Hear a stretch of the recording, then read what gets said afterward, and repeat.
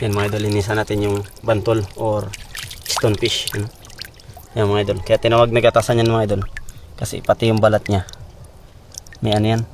May mga yan. Kumagatas. Kumagatas yan. Kalau kumagatas dia. Yan. Kaya tinawag yan gatasan mga idol. Buong katawan yan meron. Yan. Tapos ito yung tinik mga idol. Ito talaga yung meron talaga. Yan. Yan. Masakit. Yan yung talagang may kamandag. Talagang pumusit. Kahit patay pa yan siya mga idol, may kamandag pa rin talaga yan. Yan. Kaya dapat aware kayo kapag bumaba kayo ng dagat. Dapat kabisado nyo yung mga nilalang sa dagat para alam nyo yung mga hindi dapat tapakan o masagi para hindi kayo makatihan o madalitan ng mga hayop sa dagat. Kahit mga corals makati kung nasasagit natin. Inyasan natin to tapos subayin natin. Sarap to sa sinog ba mga idol? Ini iba na ang kulay. Ganda na ng kulay niya mga idol kasi wala na yung wala na yung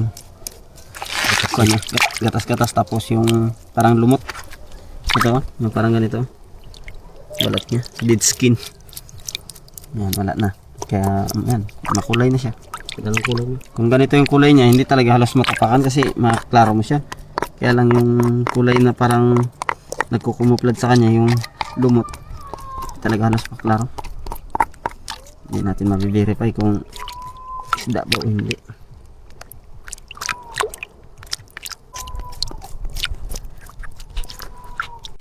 Tapag na natin mga idol, ganda na ng kulay niya kasi malinis na. Tignan natin. Yeah.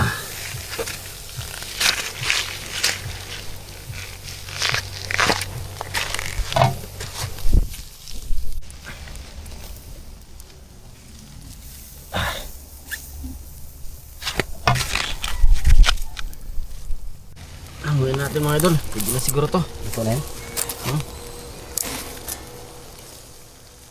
Pwede na to. Tikman natin ito mga idol. Grabe oh. Mas ano ito yung Sarap niyan. Yan, ano to. Sarap ito sa ginataan. Grabe puti ang laman oh. Grabe ka ng bantol. Parang musok pa. talaga. Parang lapo-lapo rin mga idol. Ang puti na Kapal ng laman. Oray. Grabe.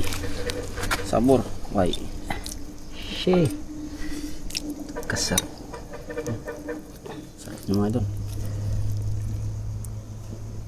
Init ito. Musok pa. Oh.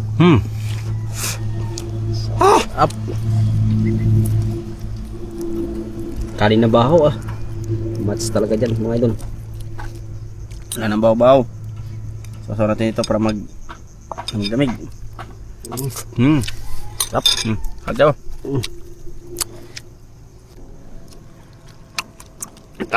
Sarap. Mainit pala, mainit.